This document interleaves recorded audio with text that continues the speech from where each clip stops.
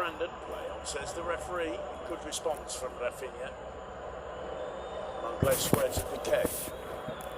Semedo showing for it to his credit. Returns it instead to Langley. De Jong. Alba. De Jong once more. Jordi Alba. And I have to say I'm not 100% certain what happened there, but there's a yellow card for Antoine Griezmann. Was it Griezmann or Sergio Roberto? I didn't see what happened. Roberto, yeah.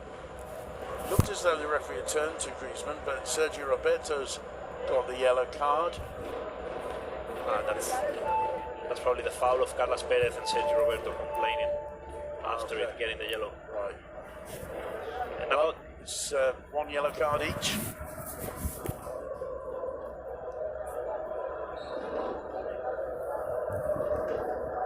And the free kick which Ruben Martinez will put in play. Frustrated looking Valverde there looking on. Semedo wants to take the throw quickly. Finds De Jong. It's Ter Stegen. Langley playing the ball out. De Jong. You see, De Jong is desperate to get on the ball. Yeah. He likes to drop down and get it. It's a good run. Support offered here from Alba. De Jong again. The ball to Rafinha, being harried there by Merida.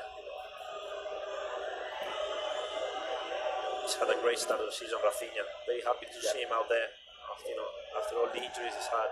Here he is again. Cross comes in, dealt with by Oyer. Flicked on by Brandon. It'll be a throw to Barca. Yeah, he's had terrible luck, as has Thiago, his brother. Yeah, over the years, but does tend to start very strongly, Rafinha, trying to force his way into Valverde's longer-term plans. He's a player that every manager wants to have, because when he's not playing, he doesn't give you too much problems complaining about it. He just works hard trying to play himself back into the team. And when he does play, he always, delivers good performances. So he's a very reliable player, quality player as well, and with big personality, because it's not easy to play at Barca. Being out injured for so long and then come back and be one of the best players. Alba not too happy with some of his teammates there, in particular. I think the movement of Carlos Perez. Yeah, he's looking, for a pass. He's desperate for someone to show up, but no one does. There is no movement at the front for Barca, and obviously Alba, he wasn't willing to take the shot with his right foot, but he had to.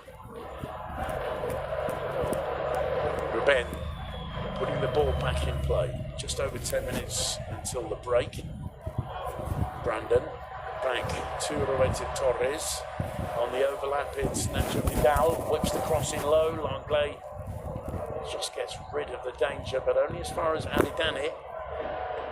There's another one over the top, and it should be advantage. That's the famous channel ball. Yeah, they play in England. It's just so difficult to defend, but as we said before, Osasuna, they're not taking risks. They don't have to.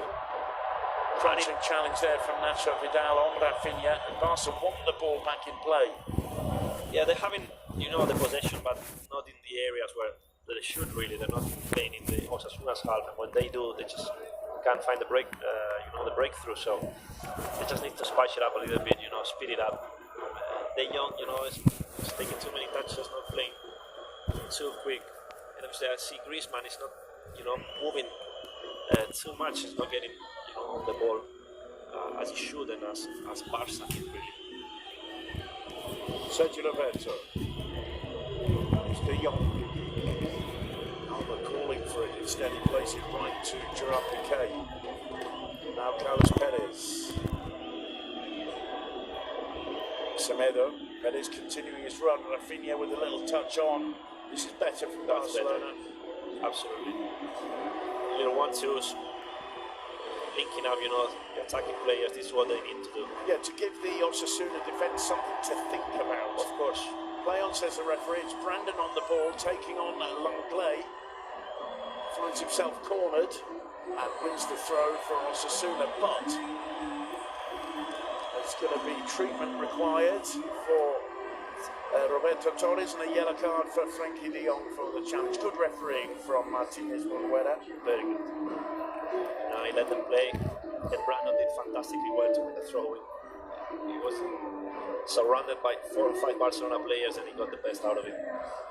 And that's what the yellow card is for. De Jong just so desperate to keep that long Barca possession going. It wasn't, a bad challenge, but understandably, Martinez Munuera is giving the yellow card. But look, although Barca are, I think, starting to dominate things, with 37 minutes in, and Ruben Martinez hasn't been forced into making a single save yet. This is astonishing, really. To think that Barca is playing against Osasuna, hasn't had a shot on target after 38 minutes. But they're defending so well, Osasuna, just giving Barca. Careful now. Well worth the effort. In the end, it's gone over the top from Torres. He's confident with his left foot after the goal he scored. Not surprised. That's one of the best volleys we've seen, and we will see all season. Didn't quite keep it down on this occasion, but nobody in El Sadar is going to criticise him for having a go. Ter Stegen decides to avoid the first line of the press. That's incredible for a goalkeeper to find, to break in 2 lines of pressure with a pass. Obviously, when you have players of that quality, Ter Stegen could easily play 80% of La Liga teams in midfield. He's that good with his feet. It was a lovely ball to Sergio Roberto. It didn't last long for Sergio Roberto, however, although he had back on it. Yeah, he had 3 Osasuna players against pressing him.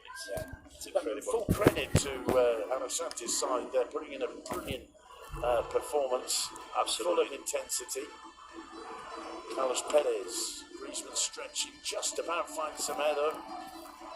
Everyone knows what to do, when to do it, and how to do it, how to execute it. So, and they are doing it spot on, perfect.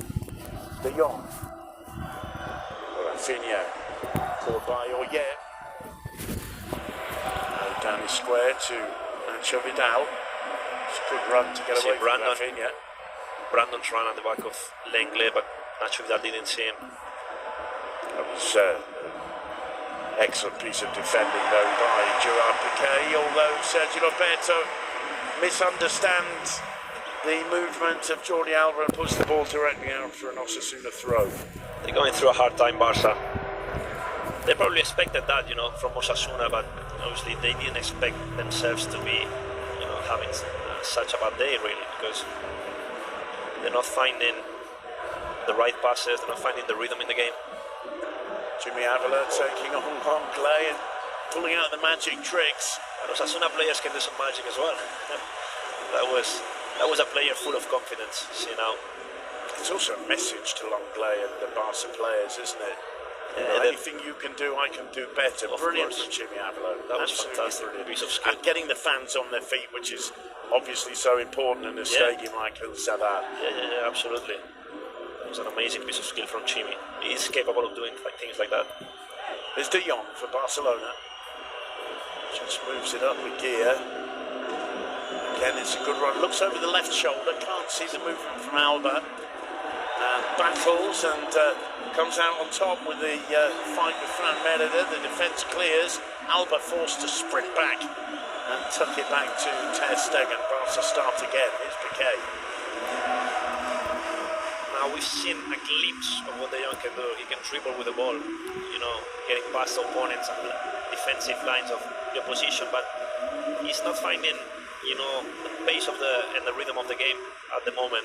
Yeah, what I'm seeing is that there's a lack of understanding between him and Jordi Alba at times, and it's almost as though they're getting in each other's way on a couple of occasions. Yeah, with Rafinha as well, because Rafinha likes to come inside and to get into this position. So what De Jong should be doing should be going, to the outside to allow Rafinha to have this space. Obviously, this will come with time. He just needs to understand how the teammates play. Because Rafinha is not Griezmann. When Griezmann will play on the left, as soon as Messi and Suarez come back, it will be a different story. So he's still adapting to it. It's not easy. Perez's attempted cross there took a deflection and was collected comfortably by Ruben Martinez. Sergio Roberto finding Semedo. It's a chase for Perez. David Garcia protecting that one as it goes out for another goal kick, and the fans behind that goal are loving it. Absolutely, the Indar Gorri, the Osasuna fans, they are loud. And Osasuna will be attacking that side on the second half, and this will be a big help for them as well. There's the goal scorer's heat map, the distance he's covered and his zone of influence. Brilliant performance from him in this first half. Really good performance. I saw him playing at Leganés, and he was the man linking up with Chimi, getting on the ball, being comfortable with it. He's not afraid of making things happen. You see Piqué. Brandon causing Piqué problems. Piqué with his vast experience holding his ground. Good work there from Piqué. Very good work. But again, it's not the easiest afternoon for him, and then you can see the 16-year-old Ansu warming up. That's a test if Valverde decides Ansu's one of the options to improve things in the second half. What a ball from Chimi that was. Chimi is playing out of his skin today. Just didn't quite fall for Brandon. Yeah, but for Ansu, he's probably the only attacking option available on the bench for Valverde, and losing this game, it would probably come on in the second half. Big test for him, but I'm sure he will step up to it, to the occasion. He's not afraid of trying things and doing things, and he will probably give this space and this threat at the back that Barcelona desperately needs. Arthur Melo as well, haven't seen very much of him at all so far. There's that superb bit of skill from Chimi, really pulling all the tricks out, and there's the challenge from Brandon Thomas.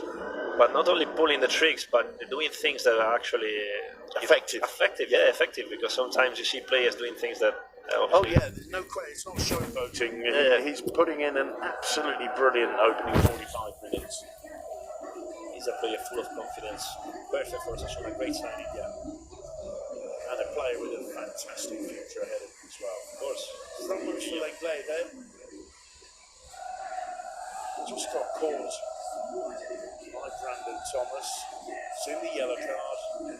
Just goes to check how the Frenchman is. And as you can see, El Sadar really enjoying this. The fans are loving it. This is the reason for a smaller club. Osasuna have got a great first division tradition, but it's these games, these occasions when the big teams visit that means so much to the home fans. They will mean a lot, obviously. Imagine for Osasuna to beat Barca, 8-time winners of La Liga in the last 10-11 seasons. Would mean the world to them, coming back, after a tough time to La Liga with a low budget, really, and playing really well, getting really good results.